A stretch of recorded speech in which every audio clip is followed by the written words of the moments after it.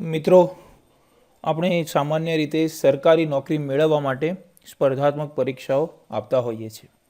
સરકારી નોકરીનું શું મહત્ત્વ છે આપણને બધાને ખબર છે. પદ, પ્રતિષ્ઠા, પાવર અને હેન્ડસમ સેલરી.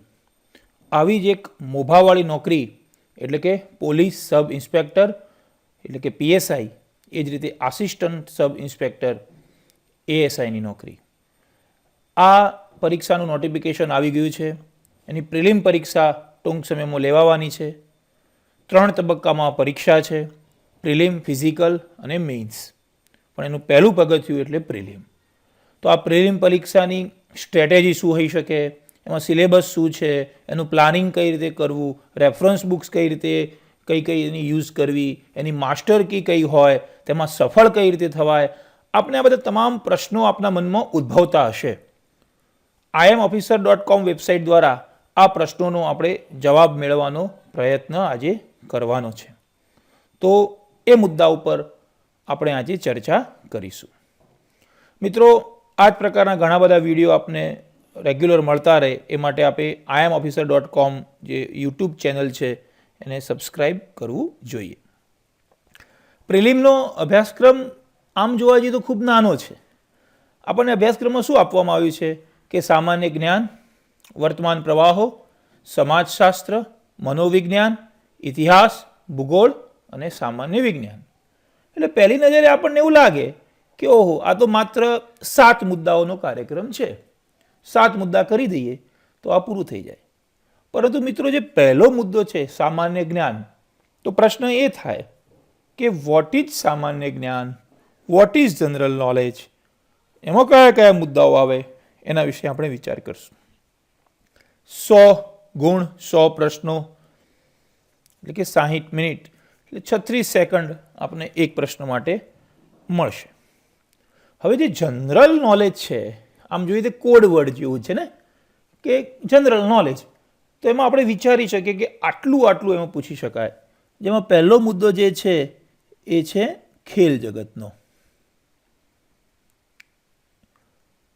ખેલ જગતને લગતા પ્રશ્નોમાં પૂછી શકાશે. એની ડિટેલ ચર્ચા આપણે પાછળથી કરવાના જ છીએ. બીજો છે સાંસ્કૃતિક વારસો. એમાં 2 પ્રકારના સાંસ્કૃતિક વારસા હોઈ શકે: ગુજરાતનો સાંસ્કૃતિક વારસો અને ભારતનો સાંસ્કૃતિક વારસો. જોકે આ ગુજરાત લેવલની એક્ઝામ છે તો એમાં 90% ગુજરાતનો સાંસ્કૃતિક વારસો પૂછાવાની શક્યતા વધુ રહેલી છે. વુમન એમ્પાવરમેન્ટ, મહિલાઓનો ફાળો, નારી સશક્તિકરણ. તો જે મહિલાઓનો ફાળો છે એને વિશે આપણે થોડો વિચાર કરશું. ગુજરાત રાજ્યની જે અર્થવ્યવસ્થા અને રાજ્ય વ્યવસ્થા છે એ પણ આ પરીક્ષામાં પૂછી શકાય. મહાગુજરાત આંદોલન અને તે પછીની જે ઘટનાઓ બની છે તેને પણ આપણે વિચાર કરવો જોઈએ. આ સિવાય અત્યારે જે પરીક્ષાઓમાં ખૂબ અગત્યના મુદ્દા તરીકે ઉભરી આવ્યું છે તે છે જાહેર વહીવટ. તો આને પણ આપણે યાદ રાખવું જોઈએ. આ PSI બનવા જઈ રહ્યા છો તો ગૃહ વિભાગની યોજનાઓ તેમજ સરકારની અન્ય યોજનાઓનો પણ આપણે વિચાર કરવો જોઈએ. PSIની કામગીરીને લગતા કેટલાક પ્રશ્નો આપણે વિચારવા જોઈએ. હા, કાયદાને લગતા પ્રશ્નો આમાં નહીં પૂછી શકાય એટલા માટે કે મેઇન્સની અંદર તમારે અલગ અલગ કાયદાઓ અભ્યાસમાં આવવાના જ છે. એટલા માટે અહીંયા એ નહીં પૂછાય, પણ જે જનરલ કામગીરી છે, જનરલ બાબતો છે, એના વિશે કેટલાક પ્રશ્નો પૂછી શકાય. કોઈ પણ સ્પર્ધાત્મક પરીક્ષાનો સૌથી અગત્યનો મુદ્દો હોય તો તે છે બંધારણ. તો બંધારણ તો એ આપણે વિચારવું જ રહ્યું, બંધારણની તૈયારી કરવી જ રહી. આ સિવાય પણ કેટલાક બીજા 2-3 મુદ્દાઓ છે. જેમ કે એક અગત્યનો મુદ્દો છે પંચાયતી રાજ. તો આ પંચાયતી રાજ એ જેને કહેવાય કે જાહેર વહીવટનું પ્રેક્ટિકલ સ્વરૂપ છે. તો પંચાયતી રાજની પણ બેઝિક જાણકારી, પાયાની જાણકારી આપણી જોડે હોવી જ જોઈએ. તો એ પણ મુદ્દો આપણે અભ્યાસક્રમનો ભાગ જ ગણશું અને તેની તૈયારી પણ કરશું. તો મારા મતે આ કેટલાક મુદ્દાઓ છે જે તમારા જનરલ નોલેજ એટલે કે સામાન્ય જ્ઞાનની અંદર સમાવિષ્ટ થઈ શકે. હવે આપણે એ જે જનરલ નોલેજના કેટલાક મુદ્દાઓ છે એનો દરેક મુદ્દાની તૈયારી કઈ રીતે કરવી જોઈએ એ વિશે વિચારીએ. તો પહેલા પાર્ટમાં આપણે 4 મુદ્દાઓનો વિચાર કરીએ: ઇતિહાસ, ભૂગોળ, સામાન્ય વિજ્ઞાન અને મનોવિજ્ઞાન. તો સૌથી પહેલાં આપણે જોઈએ કે ચલો સમાજશાસ્ત્ર. કેટલાક મિત્રો માટે આ નવીન મુદ્દો છે, ખાસ કરીને જેનું સાયન્સ બેકગ્રાઉન્ડ અને કોમર્સ બેકગ્રાઉન્ડ છે તેઓ મિત્રો માટે એમના માટે સમાજશાસ્ત્ર એક જરા નવો વિષય છે. સોશિયલ સાયન્સ અને અંગ્રેજીમાં કહીએ છીએ. આર્ટ્સના જે મિત્રો છે એમના તો અભ્યાસક્રમમાં કદાચ આ સમાવિષ્ટ છે. પરંતુ મિત્રો એક વાત યાદ રાખીએ કે આ વિષય ખૂબ સહેલો છે, ખૂબ જ સહેલો છે. સમાજશાસ્ત્ર એટલે શું, સમાજશાસ્ત્રની વ્યાખ્યાઓ કોણે કોણે આપી છે, સમાજશાસ્ત્રના પિતા કોને કહેવામાં આવે છે, સમાજશાસ્ત્રની કઈ કઈ સંકલ્પનાઓ છે, એમાં વસ્તી ને વસ્તી વધારા અને આ બધી સામાજિક સમસ્યાઓ કઈ કઈ છે ને એને લગતા કેટલાક કાયદાઓને ખૂબ સરળ બાબતો આ વિષય અંતર્ગત સમાવિષ્ટ હોય છે. અને આ માટે તમારે પરફેક્ટ તૈયારી કરવી હોય અને ઉપરથી એક વખત જોઈ લેવો હોય આ સબ્જેક્ટ, તો એના માટે 11-12 ધોરણની GCERTના પાઠ્યપુસ્તકો માસ્ટર કી સાબિત થશે. ધોરણ 11નું સમાજશાસ્ત્રનું પુસ્તક અને ધોરણ 12નું સમાજશાસ્ત્રનું પુસ્તક આ વિષય માટે ખૂબ જ મદદરૂપ છે. આપે વસાવી લેવું જોઈએ અને ઝડપથી એનાથી ગો થ્રુ થઈ જવું જોઈએ. એ થઈ ગયા પછી એ જ 11-12 ધોરણની નવનીત આપ જાણતા હશો કે એને આપણે ગાઈડ પણ કહીએ છીએ, ડાયજેસ્ટ પણ કહીએ છીએ. એ જો આપ લાવી દો તો ધારો કે આપણે એક ચેપ્ટર GCERTમાંથી વાંચ્યું, પછી એના પ્રશ્નો ગાઈડમાં હોય છે, એના MCQ પણ ગાઈડમાં હોય છે, તો આપણું ત્યાં મૂલ્યાંકન પણ થઈ જાય અને આ વિષય પરફેક્ટ તૈયાર થઈ જાય.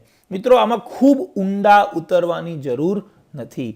તમને સમાજશાસ્ત્રી બનવાનું નથી, તમારે PSI બનવાનું છે. એટલા માટે તમારે ઉપર છલ્લું બેઝિક નોલેજ તમારે મેળવવું જરૂરી છે. જો આપ આટલું પણ કરી લેશો તો પણ હું માનું છું કે સમાજશાસ્ત્ર વિષયમાં વાંધો ન આવવો જોઈએ. તેમ છતાં પણ આપને કદાચ થોડીક ઊંડાણમાં જાણકારી જોઈતી હોય તો F5BAના અભ્યાસક્રમમાં ખાસ કરીને સેકન્ડ સબસિડરી સબ્જેક્ટ તરીકે જો સમાજશાસ્ત્ર આવતો હોય તો એ પુસ્તકની અંદર પણ તમને કમ્પ્લીટ બેઝિક જાણકારી મળી રહેશે. આટલું થાય તો સમાજશાસ્ત્ર વિશે બીજું કશું જ વિચારવાની જરૂર રહેશે નહીં. આ વિષય તમારા માટે એક જેને કહેવાય ને કે શસ્ત્ર, સમાજશાસ્ત્ર એક શસ્ત્ર સાબિત થશે. પણ આપણે એક વસ્તુ યાદ રાખીએ કે સરકારની જે સામાજિક યોજનાઓ છે, સામાજિક સમરસતાની યોજનાઓ છે, એ પણ સમાજશાસ્ત્રનું પ્રેક્ટિકલ સ્વરૂપ ગણાય છે. એટલે એક માસ્ટર કી એવી છે કે આપ સમાજશાસ્ત્ર તો તૈયાર કરો જ, પણ સાથે સાથે સરકારની જે અગત્યની યોજનાઓ જે છે એ યોજનાઓને પણ તમારે ધ્યાનમાં લેવી જોઈએ. જેમ કે પ્રધાનમંત્રી પાક વીમા યોજના છે, નરેગા છે, આ બધી જે અગત્યની યોજનાઓ છે, મુખ્યમંત્રી અમૃતમ મા વાત્સલ્ય કાર્ડ યોજના છે, આ યોજનાઓને પણ તમારે ધ્યાનમાં લેવી જોઈએ. તો સરકારશ્રીની યોજનાઓ અને સમાજશાસ્ત્રનું 11-12 ધોરણનું પાઠ્યપુસ્તકો આટલું ભેગું કરીને જોશો તો આ મુદ્દો તમારા માટે ખૂબ ઇઝી થઈ જશે. આસાનીથી તમે આ પરીક્ષામાં સફળ થઈ શકશો. જરૂર જણાય તો અગત્યની એ બુકમાંથી અંડરલાઇન કરો અને એની નોટ્સ પણ બનાવી શકાય, જે તમને રિવિઝન માટે પણ મદદરૂપ થાય. નોટ્સ બનાવવાનો સમય ન બગાડવો હોય તો હાઇલાઇટર દ્વારા તમે તેનું રિવિઝન કરી શકશો. એક્ઝેક્ટલી જે ફોર્મ્યુલા સમાજશાસ્ત્ર માટે આપણે વાપરીએ છીએ તે જ ફોર્મ્યુલા મનોવિજ્ઞાન માટે પણ વાપરશું. મનોવિજ્ઞાન એટલે શું, તેની સંકલ્પનાઓ, તેની વ્યાખ્યાઓ, તેના પિતાઓ, તેના પ્રયોગો, જેમ કે સિગમન્ડ ફ્રોઇડનો પ્રયત્ન અને ભૂલનો સિદ્ધાંત, આ બધી જે બેઝિક વાતો છે એ બેઝિક વાતો તમને 11-12ની GCERTના પાઠ્યપુસ્તક અને એનું જ મૂલ્યાંકન માટે, એના જ રિવિઝન માટે 11-12 ધોરણની નવનીત એટલે કે ગાઈડમાંથી મળી રહેશે. એવા જ બીજા બેઝિક કન્સેપ્ટ તમને F5BAના સેકન્ડ સબસિડરી સબ્જેક્ટમાંથી મળી રહેશે. જો આપ આટલું જરા કરી દેશો તો સમાજશાસ્ત્ર અને મનોવિજ્ઞાન પહેલી નજરે આપણને અઘરા લાગતા વિષયો, ભારે લાગતા વિષયો, નવા લાગતા વિષયો તમારા ખાસ મિત્રો, પરમ મિત્રો બનીને ઉભરી આવશે. તો આ સ્ટ્રેટેજીથી આપણે આ બંને વિષયો તરફ જોઈશું. ઇતિહાસ, આપણને અભ્યાસક્રમમાં માત્ર એટલું જ કહેવામાં આવ્યું છે કે ઇતિહાસ તમારા અભ્યાસક્રમનો ભાગ છે. તો આપણે ઇતિહાસ એટલે કયો ઇતિહાસ સમજવો, ગુજરાતનો ઇતિહાસ કે ભારતનો ઇતિહાસ? તો હું માનું છું કે આપણે બંને ઇતિહાસને વાંચી લેવા જોઈએ. ઓબ્વિયસ છે કે ભારતના ઇતિહાસની અંદર ગુજરાતનો ઇતિહાસ સમાવિષ્ટ છે, એટલે ગુજરાત અને ભારત બંનેનો ઇતિહાસ વાંચવો જોઈએ. ભારતનો ઇતિહાસ 3 ભાગમાં છે: પ્રાચીન ભારતનો ઇતિહાસ, મધ્યયુગીન ભારતનો ઇતિહાસ અને અર્વાચીન ભારતનો ઇતિહાસ. મોટાભાગે જોવામાં આવ્યું છે કે આધુનિક ભારતના વિષય ઇતિહાસ ઉપર વધારે મહત્વ આપવામાં આવે છે, કારણ કે આપણી સ્વાતંત્રતાની આંદોલન જે થયું, એ ચળવળ જે થઈ, એ સાથે સંકળાયેલો ઇતિહાસ એટલે આધુનિક ભારતનો ઇતિહાસ છે. ઈસવીસન 1453માં કોન્સ્ટેન્ટિનોપલનું પતન થયું અને વિદેશી પ્રજાઓનું ભારતમાં આગમન થયું, ત્યારથી લઈને ભારત દેશ આઝાદ થયો અને ભારત દેશ આઝાદ થયા બાદ દેશી રજવાડાઓનું એકીકરણ થયું ત્યાં સુધીનો જે ઇતિહાસ છે અને આધુનિક ભારતનો ઇતિહાસ ગણવામાં આવે છે તે આપણે વાંચવો જોઈએ. મિત્રો, આપના માટે એક સારા સમાચાર એ છે કે આપણી જે વેબસાઇટ છે imofficer.com તેના ઉપર આધુનિક ભારતના ઇતિહાસની પરફેક્ટ નોટ્સ અવેલેબલ છે, PDF સ્વરૂપે છે. તો તમે ડાઉનલોડ કરી દેશો તો to the point, point to point તેનું મટીરિયલ છે જ. તો એ જરા આપે જોઈ લેવું જોઈએ. એનો ટેસ્ટ પણ ઓનલાઈન મૂકી દેવામાં આવ્યો છે. તો એ મટીરિયલ તૈયાર કરીને આપ ઓનલાઈન ટેસ્ટ પણ આપી શકશો, આપનું મૂલ્યાંકન પણ કરી શકશો. આ જ રીતે ઉપરથી આપણે પ્રાચીન ભારતનો ઇતિહાસ અને મધ્યયુગીન ભારતનો ઇતિહાસ પણ વાંચી લેવો જોઈએ. ખૂબ ડિટેલમાં જવાની જરૂર નથી, કારણ કે ખૂબ ઊંડો વિષય છે. જો એમાં જઈશું તો 2-4 માર્ક્સ માટે તમારો સમય ખૂબ બગડશે. તો નવનીત જનરલ નોલેજ અથવા જ્ઞાનદીપ કોઈ પણ પુસ્તકમાંથી મધ્યયુગીન અને પ્રાચીન ભારતનો જે ઇતિહાસ છે એ તમારે જોઈ લેવું જોઈએ. આ સિવાય જે ગુજરાતનો ઇતિહાસ છે, ગુજરાતના ઇતિહાસ માટે પણ યુનિવર્સિટી ગ્રંથ નિર્માણ બોર્ડના પણ પુસ્તક છે. નોલેજ આઈ પબ્લિકેશનનું ઈશ્વર પડવીનું પણ ગુજરાતના ઇતિહાસ રિલેટેડ પુસ્તક છે. આ વેબસાઇટ ઉપર પણ ગુજરાતના ઇતિહાસ માટેનું to the point, point to point material મૂકી દેવામાં આવ્યું છે. તો એ પણ આપણે ડાઉનલોડ કરી લેવું જોઈએ. ઇતિહાસ ખૂબ સરળ વિષય છે. આપણે એવું માનતા હોઈએ છીએ કે સાલ યાદ રાખવી પડે, રાજા મહારાજાના નામ યાદ રાખવા પડે, પરંતુ મિત્રો પરીક્ષાની અંદર એટલું અઘરું પૂછાતું નથી. આપ 2-3 વખત ઇતિહાસ વાંચી લેશો, બહુ ઝડપથી વાંચી લેશો, તો ઓપ્શન્સ આર ધેર, તમારી સામે ત્યાં વિકલ્પો હશે, તો એક વિકલ્પ, એક ઓપ્શન આપને અવશ્ય યાદ આવી જશે. એની એ ખાતરીપૂર્વક અને જવાબદારીપૂર્વક કહી શકાય. આવો જ એક અગત્યનો મુદ્દો તમારા અભ્યાસક્રમનો ભાગ બનવા જઈ રહ્યો છે, એ છે ગુજરાતની ભૂગોળ. ગુજરાત કક્ષાની સ્પર્ધાત્મક પરીક્ષા હોય અને એમાં ગુજરાતની ભૂગોળ અભ્યાસક્રમનો ભાગ ન હોય એવું મિત્રો ન બને. ગુજરાતની ભૂગોળ આમ પણ ઇઝી છે. આપ ઘણી બધી પરીક્ષાઓ આપીને આવ્યા હશો, આપને થોડો ઘણો અનુભવ હશે. જે મિત્રો નવા છે એમના માટે પણ ગુજરાતની ભૂગોળને સમજવી ખૂબ સરળ છે. આપ એટલાસ આપની બાજુમાં રાખો, એટલાસની મદદથી, આકૃતિઓની મદદથી ભૂગોળને સમજશો તો ખૂબ સહેલું બનશે. આ જ વેબસાઇટ ઉપર તેનું પણ મટીરિયલ અવેલેબલ કરવામાં આવ્યું છે. આ સિવાય ડૉક્ટર શહેજાદ કાઝીની ગુજરાતના જિલ્લાઓ નામનું એક પુસ્તક છે. એ જ પ્રમાણે શહેજાદ કાઝીનું ગુજરાતની ભૂગોળ નામનું પણ એક પુસ્તક છે. એ જો વાંચી લઈએ તો લગભગ બધા મુદ્દા ક્લિયર થઈ જાય છે. પણ ધોરણ 11-12 GCRTનું ભૂગોળનું પુસ્તક પણ આના માટે ખૂબ ઉપયોગી સાબિત થાય એવું છે. જે આ સ્લાઇડમાં તેનો ઉલ્લેખ નથી, પણ એ પુસ્તક તમને જો અવેલેબલ થઈ જાય 11 અને 12નું GCRTનું ભૂગોળ, તો એમાં લગભગ આખો અભ્યાસક્રમ કવર થઈ જાય છે.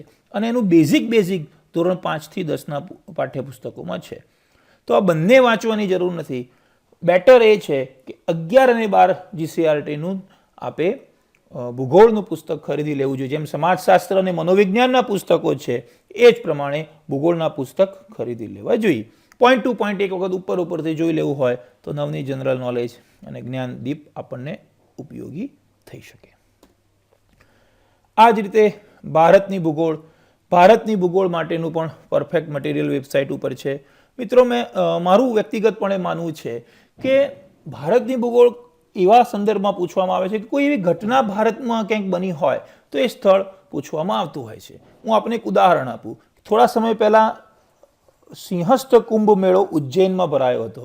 તો એક સ્પર્ધાત્મક પરીક્ષામાં પ્રશ્ન એવો પૂછાયો કે ઉજ્જૈન કઈ નદીના કિનારે આવેલું છે? તો ક્ષિપ્રા. શા માટે આગ્રા કઈ નદીના કિનારે આવેલું છે એવું ન પૂછ્યું. દિલ્હી ક્યાં આવેલું છે એવું ન પૂછ્યું. અમદાવાદ કઈ નદીના કિનારે આવેલું છે એવું ન પૂછ્યું. ઉજ્જૈન જ શા માટે પૂછ્યું? કારણ એકમાત્ર કે ત્યાં સિંહસ્થ કુંભ મેળાનું આયોજન થયેલું. એટલે મિત્રો, જ્યારે આપની પરીક્ષા હોય તો એના છેલ્લા 6-8 મહિનામાં ભારતના જે પણ સ્થળો ચર્ચામાં હોય એ સ્થળને જિયોગ્રાફિકલ એસ્પેક્ટથી, ભૂગોળના દ્રષ્ટિકોણથી સમજી લેવા અને જાણી લેવા ખૂબ જરૂરી છે. તો it will be the master key to success. માત્ર ચોપડીઓ જ વાંચવું એવું નથી, પણ કરંટ અફેર્સ સાથે તમે જો ભારતની ભૂગોળને જોશો તો it will be more helpful to you. So imofficer.comનું મટીરિયલ તો તમે ડાઉનલોડ કરી જ લો, સાથે 11-12ના GCRTના પુસ્તક પણ જોઈ લો, અને નવનીત જનરલ નોલેજ અને જ્ઞાનદીપમાંથી પણ આ મુદ્દો વાંચી લેવો જોઈએ. આ સાથે મિત્રો, ભારતની ભૂગોળ માટે મારું અંગત સજેશન છે કે લ્યુસેન્ટ પબ્લિકેશનની જનરલ નોલેજની એક બુક આવે છે, હિન્દીમાં આવે છે. એમાં લગભગ 30 કે 35 પેજ ભારતની ભૂગોળ માટેના છે, પરંતુ એ આપના માટે ખૂબ ઉપયોગી સાબિત થાય એવા છે. અલબત્ત હિન્દીમાં છે, તેમ છતાં પણ અગર આપ એની એ બુક ખરીદી લેશો તો એ આપને ખૂબ મદદરૂપ થશે. હવે જે મુદ્દો રમતગમતને લગતો છે, ખેલ જગતને લગતો છે, મેં આગળ પણ વાત કરી હતી. જો આ વાક્ય મિત્રો ખૂબ ઇમ્પોર્ટન્ટ છે. મોટા ભાગે આ મુદ્દો વર્તમાન પ્રવાહોમાંથી જ પૂછાશે. પહેલાં એવું પૂછાતું કે ક્રિકેટની પીચની લંબાઈ કેટલી, કબડ્ડીનું મેદાન કેટલું, પરંતુ હવેનો જે અપ્રોચ છે, કોમ્પિટિટિવ એક્ઝામમાં જે પેપર સેટ થાય છે એમાં મોટાભાગે કરંટ રિલેટેડ ઇસ્યુઝ વધારે પૂછાય છે. હમણાં રિયો ઓલિમ્પિક થઈ ગયો છે. imofficer.com પર આખા જે રિયો ઓલિમ્પિક થયો એનું આખું એક એનાલિટિકલ વિડીયો પણ મૂકવામાં આવ્યો છે, આપને સમજાવતો કે એમાં કઈ કઈ બાબતોનો સમાવેશ થાય છે. તો એ વધારે પૂછાવાની શક્યતા છે કબડ્ડીના મેદાનના માપ કરતાં. તો રમતગમત અંતર્ગત કેવા કેવા પ્રશ્નો પૂછી શકાય, જેમ કે રમત અને ખેલાડી, સૌથી અગત્યનો પ્રશ્ન આપને એવું પૂછવામાં આવે કે સાયના નહેવાલ કઈ રમત રમે છે, વિકાસ ગૌડા કઈ રમત રમે છે, ધ્વજ હુરિયા કઈ રમત રમે છે, તો આપણને આવડવી જોઈએ. એ રીતે રમત અને ટ્રોફી પણ, આ દેવધર ટ્રોફી એટલે કઈ રમત માટે, રમત અને તેનું મેદાન, રમત સાથે સંકળાયેલ શબ્દો, રમત અને એના તાજેતરના બનાવો, મોટા રમતોત્સવ જે હમણાં આપણે વાત કરીએ એમ રિયો ઓલિમ્પિક, તો કે કયા નંબરનો ઓલિમ્પિક હતો, એનું મસ્કોટ શું હતું, એનો લોગો શું હતું, એનું થીમ સોંગ કયું હતું, એનું ઉદ્ઘાટન કયા મેદાનમાં થયું, એનું ઉદ્ઘાટન કોણે કર્યું, એના સમાપન સમારોહમાં ભારતના કયા ખેલાડીએ ધ્વજ વાહક બન્યા હતા. તો આવા ઘણા બધા જે પ્રશ્નો છે એ પૂછાવાની શક્યતા તેમાં વધારે રહેલી છે. એના સંદર્ભ પુસ્તકો મારા મતે એનું સારામાં સારું કોઈ રેફરન્સ હોય તો એ વર્તમાનપત્ર છે, છાપું છે. છાપામાં રોજ જે રમત જગતનું જે પેજ આવે છે એ પેજ તમારે વાંચી લેવું જોઈએ. એમાં મોટાભાગના સમાચારો એમાંથી મળી રહેશે. આ ઉપરાંત latest facts in general knowledge, world in box, competitive India જેવા મેગેઝિન જે આવે છે એમાંથી પણ આને લગતી આપણને માહિતી મળી રહેશે. નવનીત જનરલ નોલેજ અને જ્ઞાનદીપમાંથી આપે જે ટ્રેડિશનલ છે, જે મેં આપને કીધું કે માપ છે, પછી દડાનું વજન છે, એ પણ એક ઉપર છેલ્લું જરા જોઈ લેવું જોઈએ. કદાચ એકાદ માર્ક્સનું પણ પૂછાય તો એ આપણને લોસ ન જાય. એટલે રમતગમતમાં પરંપરાગત રમતગમત અને એના 10% પ્રશ્નો પૂછી શકાય, રમતગમતના 10% અને 90% પ્રશ્નો કરંટ અફેર્સના પૂછી શકાય. imofficer.com ઉપર આને લગતા કરંટ અફેર્સને લગતા ઘણા બધા વિડીયો મૂકવામાં આવ્યા છે અને દરેક વિડીયોમાં રમતગમત પણ એક સેક્શન તરીકે હોય છે. તો આપ જ્યારે આ વિડીયો જોશો, PDF ડાઉનલોડ કરશો તો એમાંથી આપણને રમતગમતને લગતી પણ અગત્યની બાબતોની જાણકારી મળી રહેશે. તો રમતગમતની તૈયારી, આ વિભાગની તૈયારી આપણે રોજે રોજ કરવી જોઈએ, છાપું વાંચવી જોઈએ. તો આ વસ્તુ આપના માટે ખૂબ સરળ સાબિત થઈ શકશે. ગુજરાતની કલા અને સંસ્કૃતિની એમ અગાઉ પણ વાત કરી એ પ્રમાણે કળા, નૃત્ય કળા, સંગીત, ચિત્ર, નાટ્યમેળા, આ તમામ બાબતો જેમ ગુજરાતનો ઇતિહાસ છે એ જ રીતે આ ગુજરાતના સાંસ્કૃતિક વારસા સાથે સંકળાયેલી છે. હવે એક ટ્રેન્ડ એવો શરૂ થયો છે કે તિથિ પણ પૂછવી, જેમ કે અક્ષય તૃતીયા એટલે કઈ તિથિ. તો આ પ્રશ્નોની તૈયારી પણ આપણે કરવી જોઈએ. આના માટે આ જ વેબસાઇટ ઉપર ઘણું સારું એક મટીરિયલ મૂકવામાં આવ્યું છે, PDF સ્વરૂપે છે, જેને આપણે ડાઉનલોડ કરી દેવું જોઈએ. નવનીત જીકે જ્ઞાનદીપમાંથી પણ આપણે તેના લગતા પ્રકરણો મળી રહેશે. અક્ષર પબ્લિકેશનનું ગુજરાતની સાંસ્કૃતિક વારસાને લગતું એક સારું પુસ્તક છે. એ રીતે લિબર્ટી પબ્લિકેશનનું પણ એક પુસ્તક છે. કોઈ પણ એક બુક વાંચીને તમે તેનો ઉપયોગ કરી શકો છો, એમાંથી MCQ સોલ્વ કરી શકો છો. મિત્રો, એક વસ્તુ ધ્યાનમાં એવી આવી છે કે ઘણા મિત્રો ડાયરેક્ટ MCQ વાંચતા હોય છે. તો આ એક પ્રકારની ગોખણ પટ્ટી છે. કોઈ પણ વિષયને સમજ્યા વગર સીધો MCQ તૈયાર કરવાની સિસ્ટમ યોગ્ય નથી. પહેલાં તમે ડિસ્ક્રિપ્ટિવ વાંચો અને મૂલ્યાંકનના ભાગરૂપે MCQ વાંચો તો it will be better. Otherwise જો પ્રશ્ન જરા તોડી મરોડીને પૂછવામાં આવશે તો એ આપને નહીં આવડે. તો પહેલાં ડિસ્ક્રિપ્ટિવ વાંચવાની ટેવ રાખો અને મૂલ્યાંકનના ભાગરૂપે પછી MCQ સોલ્વ કરો. મેં આપને અગાઉ પણ વાત કરી એમ પંચાયતી રાજ, જાહેર વહીવટનું પ્રેક્ટિકલ સ્વરૂપ એટલે કે પંચાયતી રાજ. પંચાયતી રાજ આપના સિલેબસમાં સીધું દેખાતું નથી, પણ એ આપના સિલેબસનો ભાગ જ છે, એમ આપણે માની લેવું જોઈએ. અને મિત્રો, ગર્વ સાથે કહેવું પડે કે પંચાયતી રાજનું એક પરફેક્ટ મટીરિયલ PDF અને એકદમ ટેબલના સ્વરૂપમાં, કોઠાના સ્વરૂપમાં ખૂબ જ સરળતાથી સમજી શકાય તે રીતે imofficer.com વેબસાઇટ પર મૂકવામાં આવેલું છે. તેનો ઓનલાઈન ટેસ્ટ પણ મૂકવામાં આવેલો છે. તો આપ તે ડાઉનલોડ કરી લેશો તો પંચાયતી રાજ વિશે વિશેષ વાંચવાની જરૂર રહેશે નહીં. તેમ છતાં પણ પંચાયતી રાજને લગતા જે પણ કરંટ અફેર્સ છે તે આપણે એના ટચમાં રહેવું જોઈએ. યુનિવર્સિટી ગ્રંથ નિર્માણ બોર્ડના પંચાયતી રાજને લગતા 2 સારા પુસ્તકો છે. અક્ષર પબ્લિકેશનનું પણ પંચાયતી રાજને લગતું પુસ્તક છે. આપ તેમનો પણ ઉપયોગ કરી શકશો. પણ imofficer.comનું મટીરિયલ એક વખત આપ વાંચી લેશો તો આપને મદદરૂપ થશે. મહિલાઓનો ફાળો. મહિલાઓના ફાળામાં મોટાભાગે હાલ કરંટ અફેર્સમાં રિલેટેડ જે મહિલાઓ ચર્ચામાં છે તે ધ્યાન રાખવા જોઈએ. જેમ કે જર્મનીના ચાન્સેલર એન્જેલા મેર્કેલ છે, હમણાં નીતા અંબાણીની ઇન્ટરનેશનલ ઓલિમ્પિક કમિટીમાં એમની નિમણૂક થઈ છે. તો આ બધું જે છે એ આ મહિલાઓનો ફાળો થયો એમને આપણે ધ્યાન રાખવું જોઈએ, એને વાંચવા જોઈએ. તેમ છતાં પણ LGKની અંદર કે લેટેસ્ટ ફેક્ટ્સ ઇન જનરલ નોલેજમાં સ્પેશિયલ એનો એક ઇસ્યુ આવતો હોય છે, મહિલાઓનું આખું ચેપ્ટર આવતું હોય છે, એ જરા આપણે ધ્યાનમાં રાખશું.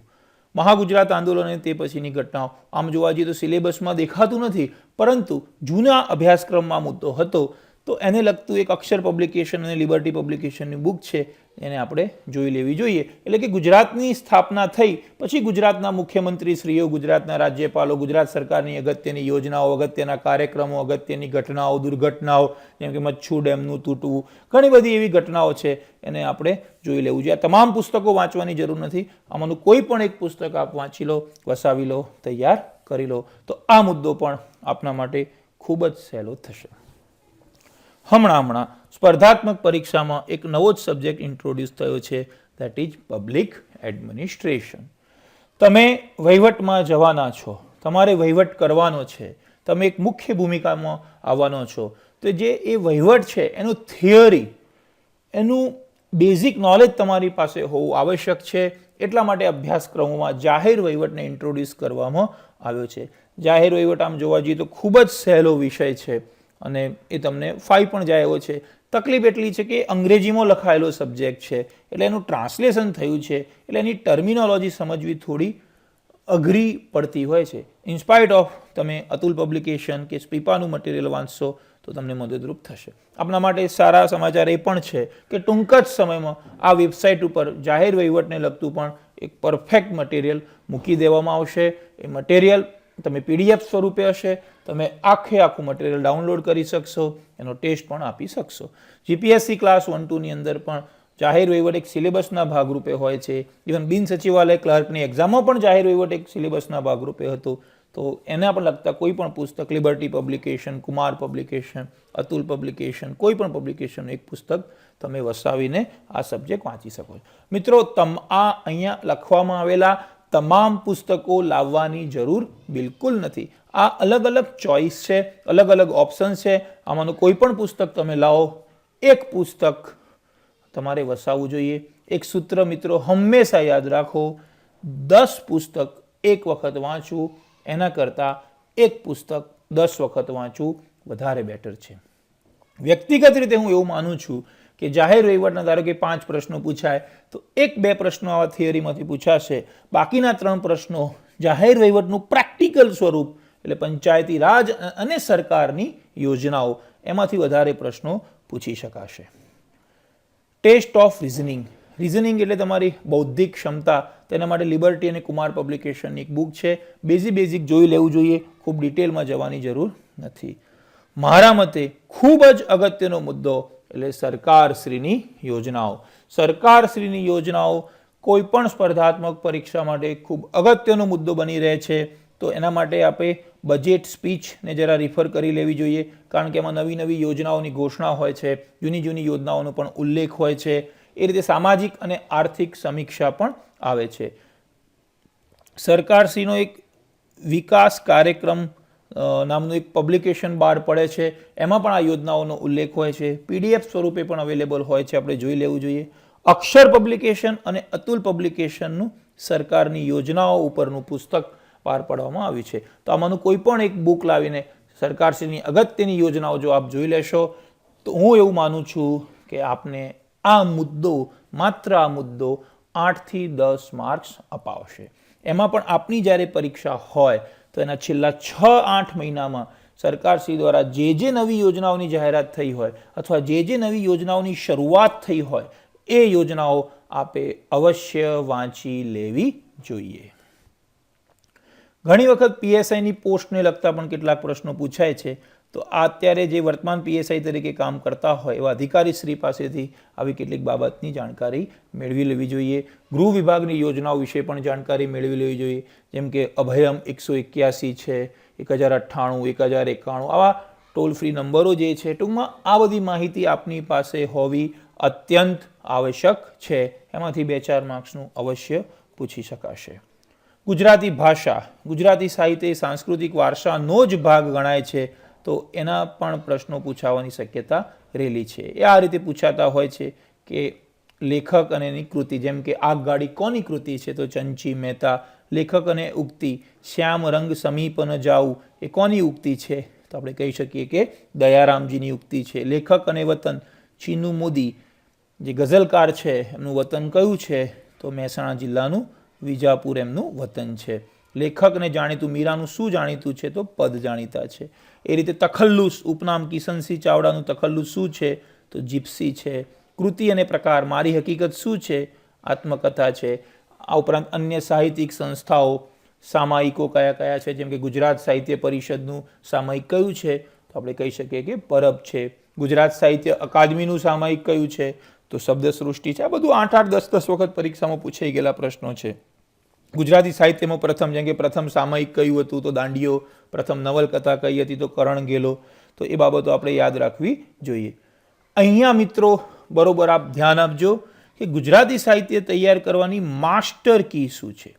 જ્યારે પણ પરીક્ષા આવવાની હોય તો છેલ્લા એકાદ વર્ષની અંદર જે પણ સાહિત્યકારોને કોઈ એવોર્ડ મળ્યા હોય, જેમ કે હમણાં ગુણવંત શાહ સાહેબને એક એવોર્ડ મળ્યો છે, પ્રવીણ દરજી સાહેબને એક એવોર્ડ મળ્યો છે. તો આમ અલગ અલગ કોઈને એવોર્ડ મળ્યા હોય, કોઈ સાહિત્યકારનું દુઃખદ અવસાન થયું હોય, કોઈ સાહિત્યકારે નવું પુસ્તક લખ્યું હોય, કોઈ સાહિત્યકાર ચર્ચામાં હોય, તો તેવા સાહિત્યકારોને પહેલાં તૈયાર કરી લેવા જોઈએ. કારણ કે તે કરંટ અફેર્સ સાથે જોડાયેલી બાબત છે. તો આ વધુ પૂછાવાની શક્યતા છે. થોડા સમય પહેલાં રઘુરામ ચૌધરીજીને જ્ઞાનપીઠ એવોર્ડ મળ્યો. તો આપણા માટે કેટલો અગત્યનો મુદ્દો કહી શકાય. તો પછી એમની કૃતિ, એમનું વતન, એમના પ્રકાર, સાહિત્યના પ્રકારો આપણે જરા જોઈ લેવા જોઈએ. આવા પ્રકારના પ્રશ્નો પૂછાવાની શક્યતા વધારે છે. એટલા માટે આને આપણે ગુજરાતી સાહિત્યની માસ્ટર કી કહીએ છીએ.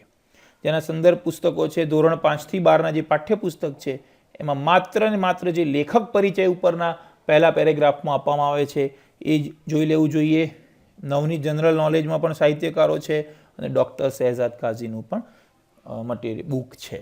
IAMofficer.com ઉપર કેટલાક સાહિત્યકારોને વાર્તા સ્વરૂપે એમની કૃતિઓને રજૂ કરવામાં આવી છે, જેથી કરીને તમને યાદ રાખવામાં સરળતા રહે. તો એ મટીરિયલ પણ તમારે જોઈ લેવું જોઈએ. તો મિત્રો, આમ જે સામાન્ય અભ્યાસનો મુદ્દો છે એમાં પણ ઘણી બધી બાબતો છે. આપણે એ જોયું પણ ખરા કે એમાં કેટલા બધા મુદ્દાઓ આવે છે. તો તેના વિશે વિચાર કરવો જોઈએ. અને મેં આપને અગાઉ પણ જણાવ્યા એ મુજબ સ્પર્ધાત્મક પરીક્ષામાં બંધારણ એ ખૂબ અગત્યનો મુદ્દો છે. બંધારણમાં ઘણા બધા મુદ્દાઓનો સમાવેશ થાય છે. ઇતિહાસ બંધારણનો, બંધારણીય સભા, નાગરિકત્વ, મૂળભૂત ફરજો, સંઘીય કારોબારી, રાજ્ય કારોબારી, ન્યાયતંત્ર, સંસદ, કાયદો બનાવવાની પ્રક્રિયા, અત્યારે જે ચર્ચામાં છે કલમ 370, બંધારણમાં અનુચ્છેદ 368 અન્વયનું સંશોધન, પારિભાષિક શબ્દો, બંધારણીય સુધારા, આ બધી જે બાબતો છે એ તમામ બાબતો પરીક્ષાની દ્રષ્ટિએ મહત્વની છે. એની અગત્યની કલમો પણ તમારે યાદ રાખવી જોઈએ. હું ફરીથી આપને જણાવું છું કે ધારો કે કોઈ બાબત ચર્ચામાં, ધારો કે કોઈ રાજ્યના રાજ્યપાલ ચર્ચામાં છે અથવા તો કોઈ રાજ્યમાં રાષ્ટ્રપતિ શાસન લાગુ કરવામાં આવ્યું, તો તરત જ બંધારણમાં આપણે જોઈ લેવું જોઈએ કે રાષ્ટ્રપતિ શાસનની કઈ અનુચ્છેદ છે. તો આ વર્તમાન પ્રવાહો સાથે પણ એને રાખીને જોવું જોઈએ. ડૉક્ટર શહેજાદ કાઝીનું ભારતનું બંધારણ આ માટે અગત્યનું પુસ્તક છે. ડીડી બસુ સાહેબનું પણ એક પુસ્તક તાજેતરમાં ગુજરાતીમાં આવ્યું છે, ભારતનું બંધારણ, એ પણ એક અગત્યનું પુસ્તક છે. તો આમાંનું કોઈ પણ એક પુસ્તક વસાવીને તમારે તેનો અભ્યાસ કરવો જોઈએ. આ વેબસાઇટ ઉપર પણ ભારતને બંધારણને લગતું એક અગત્યનું મટીરિયલ મૂકવામાં આવ્યું છે, જે આપણે ડાઉનલોડ કરવું જોઈએ.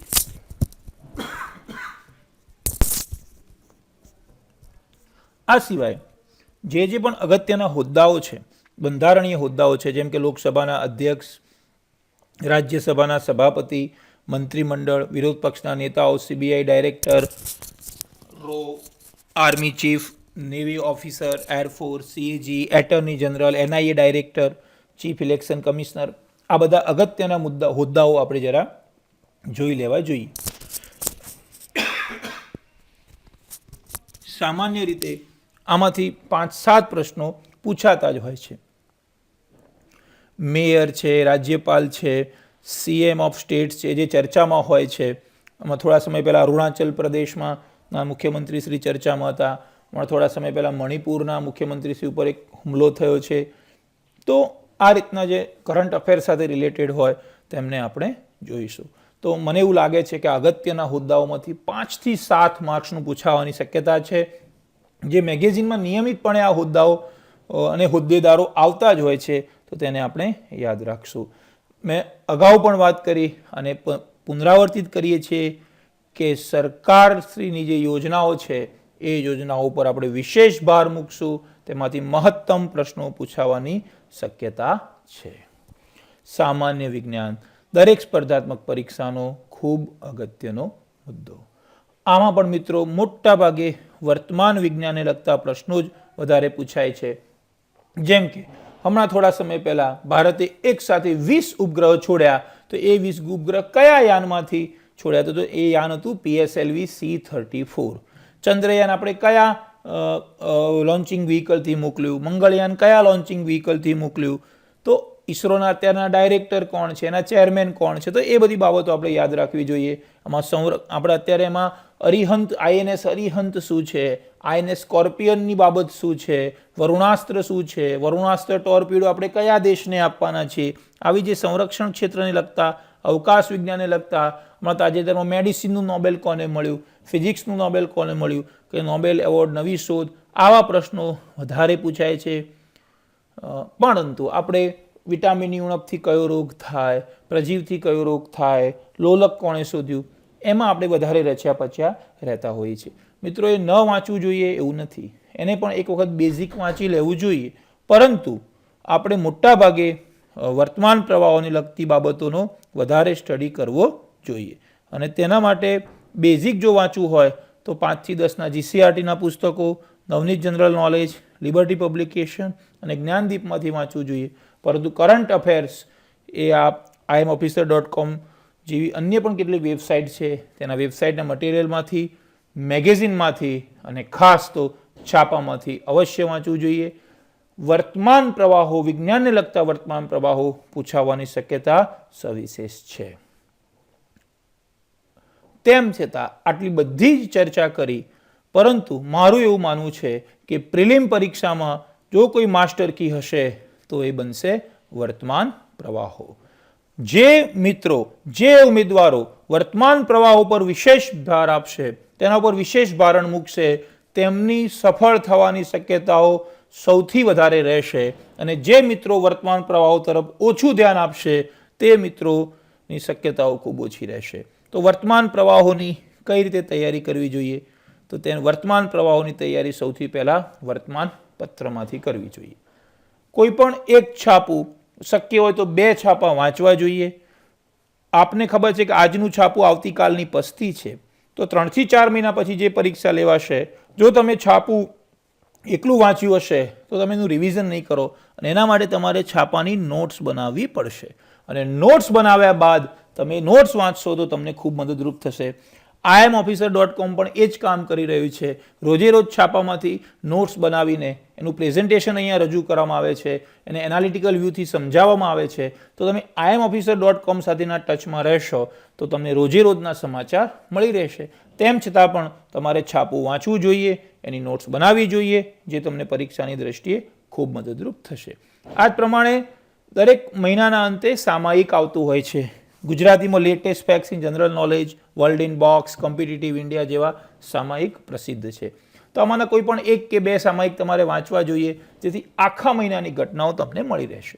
કેટલાક લોકો સામાયિક વાંચે છે પણ છાપું વાંચતા નથી, એ યોગ્ય નથી. છાપું પણ વાંચવું જોઈએ અને મેગેઝિન પણ વાંચવા જોઈએ. મિત્રો, કેટલા સુધીના સમાચાર તૈયાર કરવા જોઈએ. જે સામાન્ય એવું કહેવાય છે છેલ્લા 10 થી 12 મહિનાના સમાચારોનું અપડેશન તમારી પાસે હોવું જોઈએ. અને જ્યારે જે પરીક્ષાઓ આવવાની છે તો એના આવનારા 3 મહિના સુધીની નોટ્સ તમારી પાસે હોવી જોઈએ. છેલ્લા 1 વર્ષની ઘટનાઓની ઘણા મેગેઝિન સંકલિત કરીને આપતા હોય છે, જેમ કે વર્લ્ડ ઇન બોક્સ છે, ક્રોનિકલ છે, પ્રતિયોગિતા દર્પણ છે, એવા એક વિશેષાંક બહાર પાડતા હોય છે જેમાં આખા વર્ષની ઘટનાઓ સમાવિષ્ટ હોય છે. તો આવો એકાદ અંક પણ તમે લાવી શકો.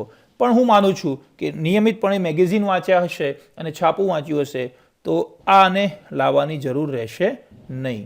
એટલે આને આપણે અત્યારે કન્સિડર કરતા નથી. પણ જો તમે નહીં વાંચ્યું હોય તો તમારે આ વાંચવું જોઈએ. પણ મારું તમને અંગત સજેશન છે કે તમારે છાપું અને મેગેઝિન નિયમિતપણે વાંચવું જોઈએ. સરકારશ્રી દ્વારા પ્રકાશિત થતા 2 મેગેઝિન, ગુજરાત સરકાર દ્વારા પ્રકાશિત થતું ગુજરાત અને કેન્દ્ર સરકાર દ્વારા પ્રકાશિત થતું યોજના, એ ખૂબ અગત્યના મેગેઝિન છે. PDF સ્વરૂપે પણ અવેલેબલ હોય છે. ખૂબ જ ઓછી કિંમતે આ મેગેઝિન મળતા હોય છે. તો એ મેગેઝિન તમારે વાંચવા જોઈએ. એમાંથી ઘણી બધી ઉપયોગી માહિતી આપને મળી રહેશે. તો મિત્રો, આ રીતે આપણે PSIના સમગ્ર અભ્યાસક્રમની અને એની સ્ટ્રેટેજી શું હોઈ શકે, એના સંદર્ભ પુસ્તકો કયા હોઈ શકે, એની ખૂબ ડિટેલમાં તમારી સાથે ચર્ચા કરી છે. મિત્રો, જો તમે આટલું પણ કરી લેશો તો હું માનું છું કે PSI તમે રમતા રમતા એની પ્રિલિમ પરીક્ષા પાસ કરી શકશો. કોઈ જ વધારે ટેન્શન લીધા વગર દરેક મુદ્દા વાઇઝ પહેલાં આની રેફરન્સ બુક ભેગી કરી લો. imofficer.com ઉપરથી તેનું મટીરિયલ ડાઉનલોડ કરી લો. અને મટીરિયલ ડાઉનલોડ કર્યા પછી ટાઈમ ટેબલ બનાવીને રોજે રોજ તેની તૈયારી શરૂ કરી દો. જે ઓનલાઈન ટેસ્ટ મૂકવામાં આવ્યા છે તે ઓનલાઈન ટેસ્ટ આપી લો. એ સિવાય તૈયારી થયા પછી એને MCQને લગતી કોઈ પુસ્તક કે મટીરિયલ વસાવીને એનું રિવિઝન કરતા રહો. હું એવું માનું છું કે સોમવારથી શનિવાર સુધી તમારે વાંચવું જોઈએ. Sunday is a revision day. સન્ડેને પુનરાવર્તન માટે તમે મૂકી રાખશો તો ખૂબ જ સરળતાથી દરરોજ 3-4 કલાક 5 કલાકની મહેનત તમને અવશ્યપણે PSIની પ્રિલિમ પાસ કરાવી શકશે.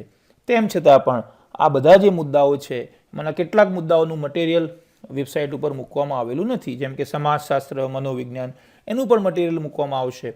તેમ છતાં પણ હું કહું છું કે માત્ર એક જ મટીરિયલ પર આધાર રાખ્યા વગર બહુઆયામી તમારે વાંચવું જોઈએ, તૈયારી કરવી જોઈએ.